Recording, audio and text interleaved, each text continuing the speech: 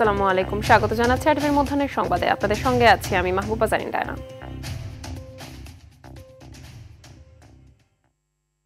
চার সংস্কার কমিশন যেসব প্রস্তাব দিয়েছে তা বাস্তবায়নে রাজনৈতিক দলগুলোর ঐক্যমত প্রয়োজন বলে মনে করেন বিএনপি মহাসচিব মির্জা ফখরুল ইসলাম আলমগীর। সকালে শহীদ রাষ্ট্রপতি জিয়াউর রহমানের 89তম জন্মদিন উপলক্ষে দলের প্রতিষ্ঠাতার সমাধিতে শ্রদ্ধা নিবেদন শেষে তিনি একথা বলেন। ফখরুল বলেন, ঐক্যমত ছাড়া এসব সংস্কার বাস্তবায়ন করা সম্ভব নয়। তাই সকল রাজনৈতিক দল, ছাত্র সংগঠন এবং সরকারের সহযোগিতার মধ্য দিয়ে সবাইকে কাজ করতে হবে।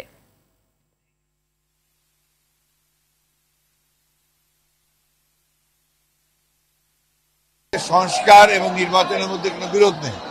সংস্কারও চলবে, নির্বাচন হবে এবং যে সরকার আসবে, যে দল সরকারে আসবে তারা সেই সংস্কারগুলোকে এগিয়ে নিয়ে যাবে। সরকার যেটা বলেছে এবং যে পরিকল্পনা করেছে, এই রিপোর্টগুলো পাওয়ার পর রাজনৈতিক দলগুলোর সঙ্গে আলোচনা করবে, তারপরেই সিদ্ধান্ত হবে এবং ঐক্যমত ছাড়া কোনোটাই গ্রহণযোগ্য হবে না। কমিশন সুষ্ঠু নির্বাচনের জন্য অঙ্গীকারবদ্ধ। কমিশন রাজনীতিতে জড়াতে চায় না। কমিশন শুধুমাত্র ভোটের সুন্দর পরিবেশ তৈরি করবে, সবার জন্য সমান সুযোগ তৈরি করবে বলে জানালেন প্রধান নির্বাচন কমিশনার AMM নাসির উদ্দিন। আগারগাঁও নির্বাচন কমিশনে ভোটার তালিকা হালনাগাদ কার্যক্রমের জন্য UNDPর পক্ষ থেকে ল্যাপটপ, স্ক্যানার সহ অন্যান্য উপকরণ হস্তান্তর অনুষ্ঠানে তিনি একথা বলেন। এ সময় UNDPর আবাসিক প্রতিনিধি বলেন, তারা পর্যালোচনা করছে কিভাবে নির্বাচনে সহযোগিতা করা যায়। রাজনৈতিক দলসহ বিভিন্ন অংশীজনের সঙ্গে আলোচনা করা হবে। নির্বাচন কমিশনকে ভোটার তালিকা হালনাগাদের জন্য প্রাথমিকভাবে 175টি ল্যাপটপ, 200 ডকুমেন্ট স্ক্যানার ও 4300 ব্যাগ দিয়েছে UNDP। আমরা রাজনীতির মধ্যে ঢুকতে চাই না, আইন কানুন বিধিবিধান সিস্টেমের মধ্যে থাকবো, একদম ক্লিন স্লেট। আমরা চাই যে একদম স্ট্রেট, যাতে সবাই ফ্রি ফেয়ার গেম আমরা উপহার দিতে চাই। সব players can play freely under the rules of the game.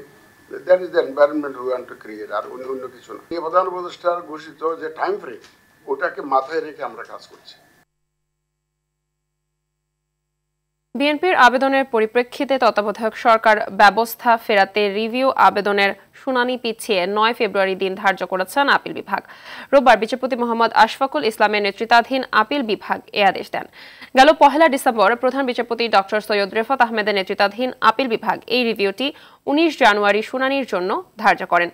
তত্ত্বাবধায়ক সরকার ব্যবস্থা বাতিল সংক্রান্ত সংবিধানের 13শ সংশোধনী বাতিলের রায়ের বিরুদ্ধে 16 অক্টোবর রিভিউ আবেদন করেন বিএনপির মহাসচিব মির্জা ফখরুল ইসলাম আলমগীর। তার আগে এ বিষয়ে রিভিউ করেন সুশাসনের জন্য নাগরিক সুজনের সম্পাদক ডক্টর বদিউল আলম মজুমদার।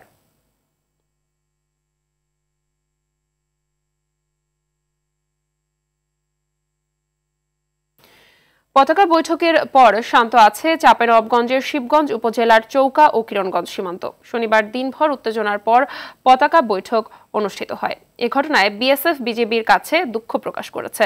বর্তমানে সীমান্ত পরিস্থিতি স্বাভাবিক রয়েছে বলে জানিয়েছেন চাঁপাইনবাবগঞ্জের 59 বিজিবির অধিনায়ক লেফটেন্যান্ট কর্নেল গোলাম কিবরিয়া। পরিস্থিতি স্বাভাবিক রাখতে মাঠে কাজ করতে নিষেধ করেন তিনি।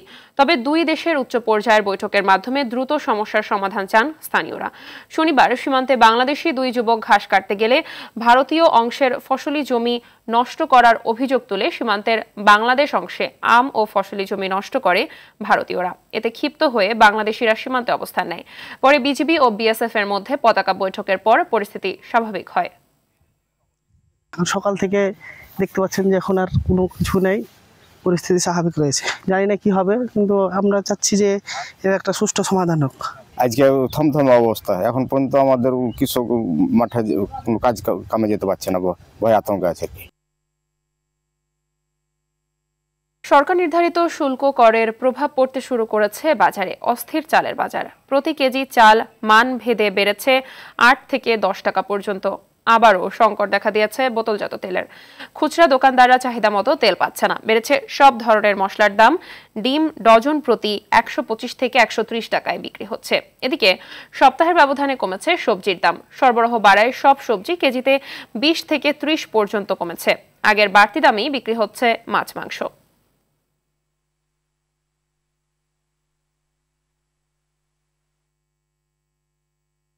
দর্শক, বাজার পরিস্থিতি জানাতে বরিশাল থেকে সরাসরি যোগ দিচ্ছেন সহকর্মী আরিফুল ইসলাম। আরিফ, বাজারে পণ্যের দামের বিষয়ে বিস্তারিত কি তথ্য আছে আপনার কাছে, জানাবেন আমাদেরকে। জি মাহবুবা, ধন্যবাদ আপনাকে। গত 7 দিনে বরিশালে চাল মিনিকেট চাল 25 কেজি বস্তায় বৃদ্ধি পেয়েছে 350 টাকা। এছাড়াও অন্যান্য যে দ্রব্য সামগ্রীগুলো রয়েছে সেগুলো কিন্তু কিছু কিছু বৃদ্ধি পেতে শুরু করেছে। তবে এখনো কিন্তু পিএস বিক্রি হচ্ছে কেজি প্রতি 60 টাকা। তবে আলু কিন্তু 3 কেজি 100 টাকায় বিক্রি হচ্ছে। তবে যদি খুচরো বাজারে এগুলো কিন্তু 40 থেকে 45 টাকাও বিক্রি হচ্ছে, আমরা এমনটা দেখেছি। অপরদিকে তৈল খুচরো তেলে কিন্তু 5 টাকা বৃদ্ধি পেয়েছে। অর্থাৎ বরিশালবাসীর জন্য আসলে স্বস্তির কোনো তথ্য গত 1 বছর হয়তো বা আমরা দিতে পারিনি। তার কারণ কখনো চালের দাম, কখনো সবজির দাম ওঠানামা করছেই। তবে এখন যেটি আশার আলো সেটি হচ্ছে যে সবজির দাম কিন্তু অনেক অংশই কমছে। আপনি জানেন যে গোটা বরিশালে কিন্তু বরিশাল জুড়ে যে সবজিগুলো উৎপাদন করা হচ্ছিল সেগুলো কিন্তু এখন উঠতে শুরু করেছে এবং এই সবজি বরিশালের সবজি এবং বরিশালের বাইরের সবজি এখন বরিশালের বাজারে একদম সয়লাভ। সুতরাং বরিশালে এখন সবজির দাম অনেকাংশই কম। তবে মাছ মাংসের যে বিষয়টি সেটি একটু আপনাকে জানিয়ে রাখি যে শুক্রবার বা বৃহস্পতিবার এই কেন্দ্রিক কিন্তু মাছ মাংস একটু বৃদ্ধি পায়। এছাড়াও কিন্তু কিছুটা কমে, অর্থাৎ গত শুক্রবার তুলনায় 5 টাকা ব্রয়লার মুরগিতে কমেছে, কিন্তু গরুর মাংস কিন্তু একই দামে রয়েছে, অর্থাৎ 750 টাকা হারে। আর যে দেশি যে খাসির মাংসটি অরিজিনাল যেটা বলে সেটা কিন্তু 1100 টাকায় বিক্রি হচ্ছে। তো সব মিলিয়ে যেটি বলি সেটি হচ্ছে যে বরিশালের বাজার একদমই অস্থির, শুধুমাত্র চালের জন্য এবং তেলের জন্য। অন্যান্য যেই দ্রব্য সামগ্রীগুলো রয়েছে সেগুলো অপরিবর্তিত রয়েছে। মাহবুবা, বরিশালে এই ছিল আমার কাছে বাজার পরিস্থিতি। ধন্যবাদ আপনাকে। পঞ্চগড়ে বইছে মাঝারি শৈত্যপ্রবাহ। ভোর 6টার দিকে 7.9 ডিগ্রি সেলসিয়াস তাপমাত্রা বিরাজ করছে এই জেলায়। উত্তরের হিমেল বাতাস শীতের তীব্রতা বাড়িয়ে দিয়েছে। এতে কাজে যেতে দেরি হচ্ছে কৃষক, পাথর ও বালু শ্রমিকদের। শীতে কাহিল দিনাজপুর অঞ্চলের মানুষ। সবচেয়ে বেশি বিপাকে পড়েছে কৃষিকাজ, নির্মাণ, অটোভ্যান চালক সহ খেটে খাওয়া মানুষ। হিলিতে শীতে দুর্ভোগ বেড়েছে নিম্ন আয়ের মানুষের। শীত থেকে রক্ষা পেতে খড়কুটো জ্বালিয়ে শীত নিবারণের চেষ্টা করছেন তারা। কুড়িগ্রামে ভোর 6টার দিকে সর্বনিম্ন তাপমাত্রা রেকর্ড করা হয়েছে 9.6 ডিগ্রি সেলসিয়াস। শীতে বিপাকে পড়েছে ছিন্নমূল, চরাঞ্চল ও নিম্ন আয়ের মানুষ। চুয়াডাঙ্গায় শীতে ব্যাহত হচ্ছে স্বাভাবিক কাজকর্ম। হাসপাতালে বাড়ছে শীতজনিত রোগীর চাপ।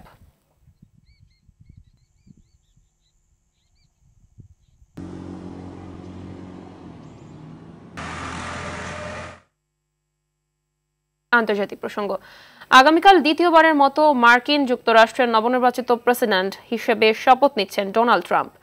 ক্ষমতা গ্রহণের প্রথম দিনই যুক্তরাষ্ট্রের কেন্দ্রীয় সরকারের অভিবাসন আইনের বিরুদ্ধে পদক্ষেপ নেয়ার ঘোষণা দিয়েছেন তিনি। রীতি অনুযায়ী যুক্তরাষ্ট্রের প্রেসিডেন্টের শপথ গ্রহণ অনুষ্ঠান খোলা স্থানে হয়ে থাকে, কিন্তু এবার ওয়াশিংটনে তীব্র ঠান্ডার পূর্বাভাস থাকায় কংগ্রেস ভবনের ভেতরে শপথ গ্রহণ অনুষ্ঠিত হবে। এদিকে ডোনাল্ড ট্রাম্পের অভিষেকের প্রতিবাদ জানাতে দেশটির রাজধানী ওয়াশিংটন ডিসিতে হাজারো মানুষ বিক্ষোভ করেছেন। বিক্ষোভে নারী অধিকার, জাতিগত ন্যায় বিচার সহ বিভিন্ন বিষয়ে সোচ্চার গোষ্ঠীর কর্মীরা রয়েছেন। প্রতিবাদকারীদের আশঙ্কা, রিপাবলিকান পার্টির এই নবনির্বাচিত প্রেসিডেন্টের দ্বিতীয় মেয়াদে তাদের সাংবিধানিক অধিকার ক্ষুণ্ণ হতে পারে। বিক্ষোভকারীদের অনেকে গোলাপি টুপি পরেছেন। 2017 সালে প্রথম মেয়াদে ট্রাম্পের ক্ষমতা গ্রহণের সময় এই রঙের টুপি পরে বিপুল সংখ্যক মানুষ বিক্ষোভ করেছিলেন। ইতিহাসের অন্যতম ভয়াবহ দাবানলে ব্যাপক ক্ষয়ক্ষতির মুখে পড়েছে যুক্তরাষ্ট্রের লস অ্যাঞ্জেলস শহর। এতে এখন পর্যন্ত অন্তত 27 জন নিহত এবং 12,000-এর বেশি ঘরবাড়ি ধ্বংস হয়েছে। ভয়ঙ্কর এই আগুনের কারণে শহরটির বিভিন্ন এলাকা যেন যুদ্ধক্ষেত্রে রূপ নিয়েছে। আর প্রাথমিক ধারণা অনুযায়ী লস অ্যাঞ্জেলসে দাবানলে ক্ষয়ক্ষতির পরিমাণ $5,000 কোটি ছাড়িয়ে যেতে পারে। এটি যুক্তরাষ্ট্রের ইতিহাসে সবচেয়ে ধ্বংসাত্মক দাবানল বলে মনে করছেন বিশেষজ্ঞরা। যদিও দাবানল এখন অনেকটাই নিয়ন্ত্রণে রয়েছে বলে দাবি করেছে স্থানীয় প্রশাসন। আর ঘটনার তদন্ত করে দাবানলের প্রকৃত কারণ খুঁজে বের করার প্রত্যয় ব্যক্ত করেছেন ক্যালিফোর্নিয়া মেয়র। পশ্চিম আফ্রিকার নাইজেরিয়ায় একটি জ্বালানি ট্যাঙ্কারে ভয়াবহ বিস্ফোরণের ঘটনা ঘটেছে। এতে 77 জন নিহত হয়েছেন। এ ঘটনায় আহত হয়েছে আরও 25 জন। এক প্রতিবেদনে সংবাদ মাধ্যম বিবিসি এ তথ্য জানায়। শনিবার দেশটির নাইজার প্রদেশের সুলেজা এলাকায় ট্যাঙ্কারটি উল্টে যাওয়ার পর ভেতরে থাকা জ্বালানি আশপাশে ছড়িয়ে পড়ে। এ সময় রাস্তায় ছড়িয়ে পড়া জ্বালানি সংগ্রহে ছুটে আসে স্থানীয়রা। এর কিছুক্ষণের মধ্যেই ট্যাঙ্কারটি বিস্ফোরিত হলে হতাহতের ঘটনা ঘটে। স্থানীয় কর্তৃপক্ষ জানায় এ ঘটনায় আহতদের উদ্ধার করে নিকটস্থ হাসপাতালে চিকিৎসা দেওয়া হচ্ছে। ফিলিস্তিনে দীর্ঘ 15 মাসের বেশি সময় ধরে চলা নৃশংসতার অবসান হতে যাচ্ছে আজ। রোববার সকাল থেকে গাজায় কার্যকর হতে যাচ্ছে বহুল আকাঙ্ক্ষিত যুদ্ধবিরতি চুক্তি। রোববার স্থানীয় সময় সকাল 8:30 যুদ্ধবিরতি কার্যকর হবে। এদিকে যা কিছু অবশিষ্ট আছে তা নিয়েই নিজ নিজ এলাকায় ফেরার আশায় অপেক্ষা করছে বাস্তুচ্যুত ফিলিস্তিনিরা। তবে চুক্তিটি সাময়িক হতে পারে বলে সতর্ক করেছেন ইসরায়েলের প্রধানমন্ত্রী বেনিয়ামিন নেতানিয়াহু। ট্রাম্প ও বাইডেন প্রশাসনের সমর্থন আছে উল্লেখ করে তিনি জানান, চুক্তির দ্বিতীয় ধাপের আলোচনায় ব্যর্থ হলে আবারও হামলা শুরু করবে ইসরায়েল। এছাড়া বন্দীদের মুক্তি বিষয়ে চূড়ান্ত বার্তা না থাকলে তা বিলম্ব হতে পারে বলেও হুঁশিয়ারি দিয়েছেন নেতানিয়াহু।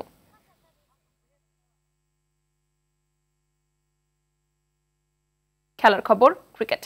বাংলাদেশ প্রিমিয়ার লিগ ক্রিকেটের আলাদা ম্যাচে আজ মাঠে নামবে ফরচুন বরিশাল ও খুলনা টাইগার্স। চট্টগ্রামের জহুর আহমেদ চৌধুরী স্টেডিয়ামে দিনের প্রথম ম্যাচে চিটাগাং কিংসের মুখোমুখি হবে বরিশাল।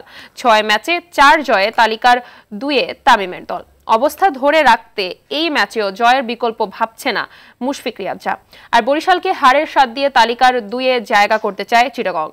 দুপুর 1:30টায় শুরু হবে ম্যাচটি। একই ভেন্যুতে সন্ধ্যা 6:30টায় লড়বে খুলনা টাইগার্স ও দুর্বার রাজশাহী। দর্শক, বিপিএল এর সবশেষ খবর জানবো চট্টগ্রামের জহুর আহমেদ চৌধুরী স্টেডিয়ামে থাকা সহকর্মী রাফি আমিনের কাছে। রাফি, প্রথম ম্যাচ ঘিরে দর্শকদের আগ্রহ কেমন দেখতে পাচ্ছেন জানাবেন, আর টিকিট নিয়ে কোনো জটিলতা আছে কিনা জানতে চাইব।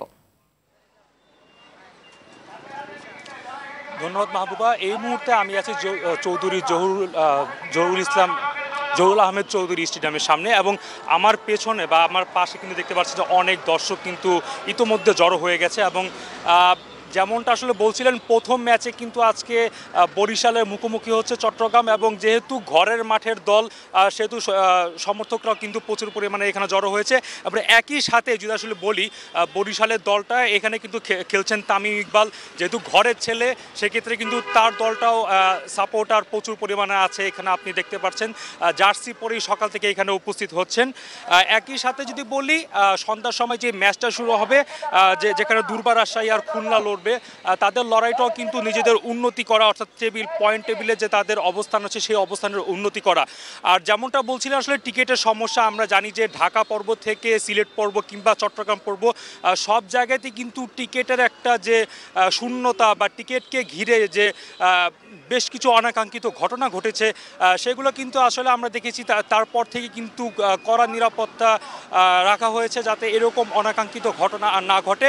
এবং আজকে আসলে যতটুকু বলি যে স্টেডিয়াম এরিয়াতে আমরা বেশ কয়েকজন দর্শকের সাথে কথা বলেছি যারা টিকিট সংগ্রহ করেছে অনলাইন থেকে, অর্থাৎ যেই একটা মিসকমিউনিকেশন ছিল শুরু থেকে যে টিকিটটা আসলে পাওয়া যাচ্ছে না, টিকিটটা কোথায় পাওয়া যাবে, সেইটা কিন্তু আসলে অনেকটা সমাধান হয়েছে আসলে বলা যায়। কারণ এখন অনেক দর্শকরাই কিন্তু আসলে অনলাইন থেকেই টিকিটটা কিনছে, এবং যেহেতু অনলাইন থেকে টিকিট কাটছে সেক্ষেত্রে আসলে বলা যায় সেই সমস্যাটা এখন খুব একটা বেশি নেই। তো চট্টগ্রাম থেকে সবশেষ এই ছিল আমার কাছে। পরবর্তীতে যে কোনো আপডেটই আপনাদেরকে জানাবো। ধন্যবাদ আপনাকে। মধ্যাহ্নের সংবাদ এ পর্যন্তই। দুপুরের সংবাদ 2:45টায় দেখার আমন্ত্রণ রইল। ধন্যবাদ সবাইকে।